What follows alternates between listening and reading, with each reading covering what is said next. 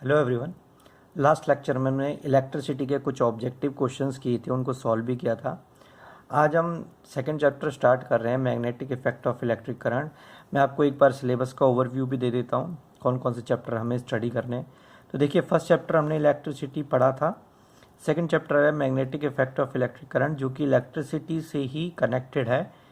Third chapter है हमारे पास sources of energy. इसमें हम जितने भी सोर्सेज हैं, जैसे रिन्यूएबल है, नॉन रिन्यूएबल्स हैं, जो भी हमारे पावर सोर्सेज हैं, उन सभी के बारे में हम डिस्कस करेंगे। फोर्थ चैप्टर है फ्रेंड्स लाइट, जिसमें कि हमें रिफ्लेक्शन और रिफ्रैक्शन दोनों फिनोमिना को हमें क्या करना है, स्टडी करना है। फिफ्थ चैप्टर है हमारे पास the human eye and colourful world. तो ये पांचों चैप्टर हमें ये पांचों चैप्टर हमें सिलेबस के पढ़ने हैं, और वन बाय वन अगर हम इन चैप्टर्स को पढ़ते चले तो हमारा जो सिलेबस है बहुत अच्छी तरीके से कंप्लीट हो सकता है। और मैं कोशिश करूँगा कि कम से कम वीडियोस लेक्चर्स में सिलेबस को कंप्लीट किया जा सके, जिससे कि आपको पढ़ने में भी आसानी रहे। और दूसरा, जब एक बार सिलेबस कंप्लीट हो जाएगा उसके बाद हम रिवीजन करेंगे, रिवीजन की टेस्ट सीरीज़ हम करेंगे, जिससे कि जो भी इस चैप्टर से रिलेटेड टेस्ट होंगे वो आप आराम से दे सकते हैं। तो उससे जो आपका जो फिज़िक्स का जो पार्ट है वो बहुत ज़्यादा स्ट्रांग हो जाएगा। तो चलिए स्टार्ट करते हैं second chapter, that is magnetic effect of electric current. सबसे पहले हम बात करते हैं इंट्रोडक्शन से।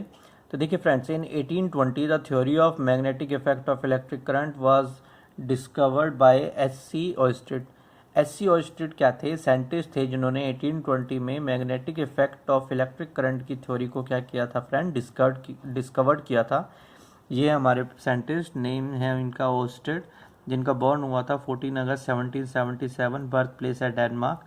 और इनका जो बेस्ट नोन किसके लिए जाने जाते हैं, the study of electromagnetism. Electromagnetism के बारे में जो स्टडी है वो ऑयस्टेड के द्वारा ही दी गई है। ये दो साइंटिस्ट और हैं हमने जिन्हें पढ़ा था इलेक्ट्रिसिटी चैप्टर में। सबसे पहले हैं थेल्स, 624 टू 546 BC तक, और डॉक्टर विलियम गिलबर्ट 24 में 1544 to 30 November 1603, that is 59 years old. तो ये दो साइंटिस्ट हैं इलेक्ट्रिसिटी चैप्टर में जो हमने जिनके बारे में हमने पढ़ा था, जिन्होंने इलेक्ट्रिसिटी के ऊपर जो भी कॉन्सेप्ट थे अपने वो दिए थे। आगे स्टार्ट करते हैं। This concept actually means that the flow of an electric current through a conductor produce a magnetic field around it.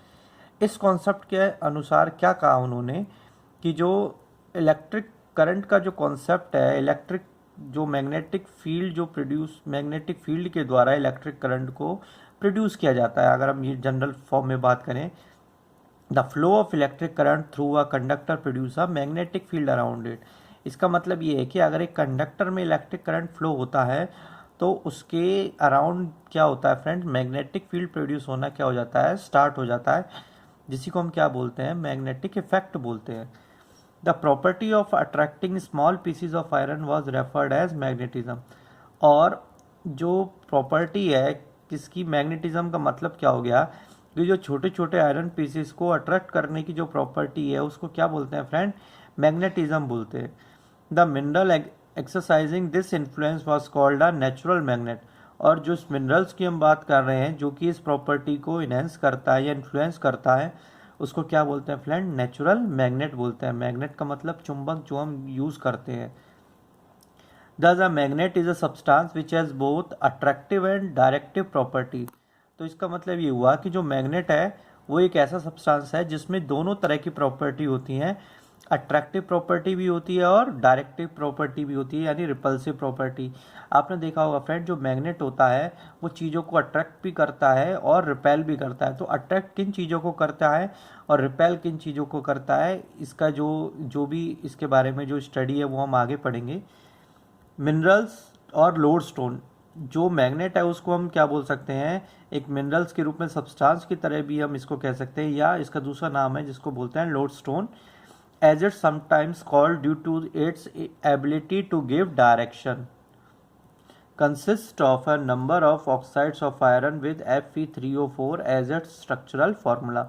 Lodestone जो है फ्रेंड्स, कई बार जो हमारा जो मिनरल है, प्योर जो मिनरल्स होता है, मिनरल सब्सटेंस, उसको हम लोडस्टोन भी कहते हैं। लोडस्टोन किसकी वजह से कहते हैं, उसकी एबिलिटी की वजह से, जो कि डायरेक्शन को प्रोवाइड कराती है। और इसका जो अगर हम स्ट्रक्चरल फॉर्मूले की बात करें तो इसका स्ट्रक्चर फॉर्मूला क्या है फ्रेंड, आयरन ऑक्साइड का है Fe3O4 जो इसका स्ट्रक्चर फॉर्मूला है। Later on 1600 doctor William Gilbert confirmed that the earth itself behave as a another natural magnet। इस थ्योरी के बाद जो विलियम गिलबर्ट आए थे, विलियम गिलबर्ट ने इस थ्योरी के बाद ये बताया कि 1600 में कि अर्थ जो है वो एक तरह से मैग्नेट, नेचुरल मैग्नेट की तरह क्या करता है फ्रेंड्स, बिहेव करता है। तो ये कुछ इंट्रोडक्शन था मैग्नेटिक इफेक्ट के बारे में, इलेक्ट्रिक करंट से रिलेटेड। अब पीछे फ्रेंड्स हमने मैग्नेट के बारे में पढ़ा था कि मैग्नेट क्या होता है, किस तरीके से काम करता है, उसको क्या कहते हैं। अब हम पढ़ने वाले हैं कि मैग्नेट क्या है, उसकी प्रॉपर्टी क्या है और उसके टाइप्स क्या है। देखिए, magnet is a substance which has both attractive and directive property. Different type of artificial magnets which are most commonly used are as shown below. देखिए फ्रेंड, हमने पीछे पढ़ा था कि मैग्नेट में दो तरह की प्रॉपर्टी होती है। मैग्नेट में दो तरह की प्रॉपर्टी होती है, एक तो वो चीज़ों को अट्रैक्ट करता है और दूसरा क्या करता है फ्रेंड, रिपल्सिव नेचर का होता है। अट्रैक्टिव नेचर का होता है, रिपल्सिव नेचर का होता है। अब देखिए, कुछ आपको इसमें आर्टिफिशियल मैग्नेट्स के बारे में बताया गया है, जैसे कि बार मैग्नेट है, मैग्नेटिक नीडल है, मैग्नेटिक कंपास है। ये सब क्या है, आर्टिफिशियल मैग्नेट्स हैं। आर्टिफिशियल मैग्नेट का मतलब क्या होता है फ्रेंड, देखिए नेचुरल मैग्नेट जो कि हमने पीछे पढ़ा था, नेचुरल मैग्नेट का मतलब हो गया जो मिनरल्स हो गया। अब नेचुरल मैग्नेट का एक प्रॉब्लम कह लें या फिर उसकी जो क्वालिटी है उसके हिसाब से कह लें कि नेचुरल मैग्नेट का जो मैग्नेटिक फील्ड होता है वो वीक होता है। इसलिए अगर किसी नेचुरल मैग्नेट को किसी भी दूसरे जो आपका आयरन वगैरह है उससे अगर हम अट्रैक्ट करते हैं या फिर उससे रब करते हैं तो उसकी जो मैग्नेटिक प्रॉपर्टी है वो क्या हो जाती है फ्रेंड, ट्रांसफ़र हो जाती है। इसी प्रॉपर्टी से हम क्या जनरेट करते हैं, बना सकते हैं, आर्टिफिशियल मैग्नेट्स को हम बना सकते हैं। तो ये आर्टिफिशियल मैग्नेट जो हम यूज़ करते हैं बार मैग्नेट के रूप में, मैग्नेटिक नीडल के रूप में और मैग्नेटिक कंपास के रूप में। तो सबसे पहले हम बात करते हैं बार मैग्नेट की। अब bar magnet which may be rectangular और सिलेंड्रिकल इन शेप। आपने बार मैग्नेट देखा होगा फ्रेंड, जिसमें कि एक साइड नॉर्थ होता है, दूसरी साइड साउथ होता है।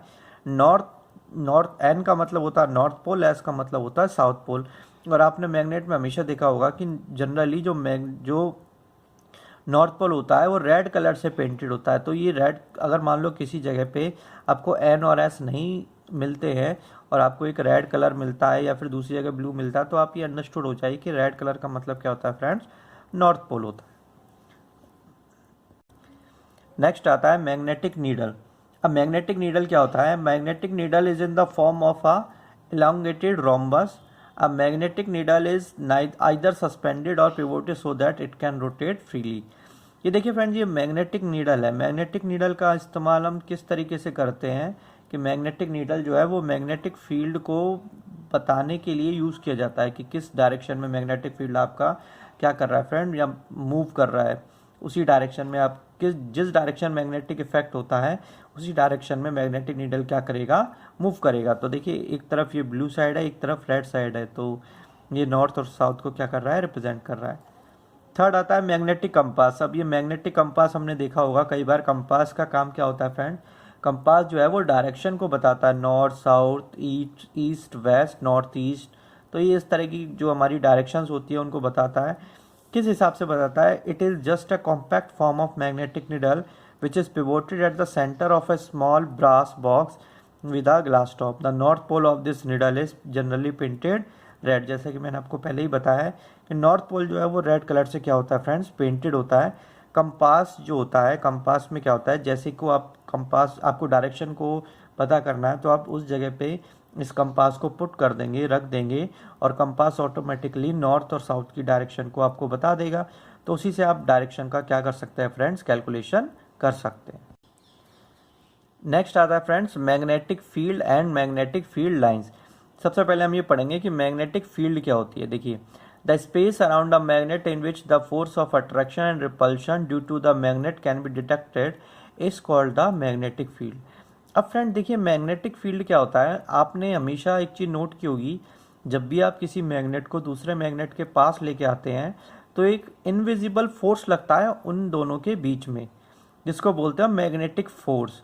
अब वो इनविजिबल जो फोर्स होता है वो क्या करता है, वो चीज़ों को अट्रैक्ट और रिपल्सिव करने का काम करता है। अगर दोनों का जो नेचर है, अगर मान लीजिए दो नॉर्थ पोल दोनों एक साथ लगा दिए जाएं तो वो मैग्नेट क्या करेगा, वो रिपल्सिव करेगा, और अपोजिट लगा दिए जाए तो वो क्या करेगा, अट्रैक्ट करेगा। तो इस तरह की जो हमारी जो फोर्स होती है उसको मैग्नेटिक फोर्स भी कहते हैं। और जो एक मैग्नेट के चारों तरफ जो स्पेस होता है उसको फ्रेंड्स क्या बोला जाता है, मैग्नेटिक फील्ड बोला जाता है। तो जितना ज़्यादा मैग्नेट का साइज ज़्यादा होगा उतना ही ज़्यादा उसका क्या होगा फ्रेंड्स, मैग्नेटिक फील्ड भी होगा। अब ये जो आपको दिखाया हुआ है ये मैग्नेटिक फील्ड लाइंस होती हैं, इनको मैग्नेटिक फील्ड लाइंस कहते हैं। The curve path along which the iron fillings arrange themselves due to the force acting on them in the magnetic field of the bar magnet are called magnetic field lines। अब देखिए magnetic field line कैसे बनती है या फिर क्या होती है। देखिए इनविजिबल लाइंस होती हैं, इनको देखा नहीं जा सकता है, लेकिन इनको एक तरह से हम क्या कर सकते हैं, इनको महसूस कर सकते हैं। देखिए फ्रेंड्स हम क्या करते हैं, जैसे हमने एक जो हमारा एक बोर्ड लिया, उस बोर्ड पे हमने छोटे छोटे आयरन के पीसीज जो हैं, बहुत छोटे छोटे आयरन के पीसीज, उनको हमने क्या कर दिया, आयरन फिलिंग्स जिनको बोला जाता है, उसको डाल देते हैं और बीच में एक मैग्नेट को रख देते हैं।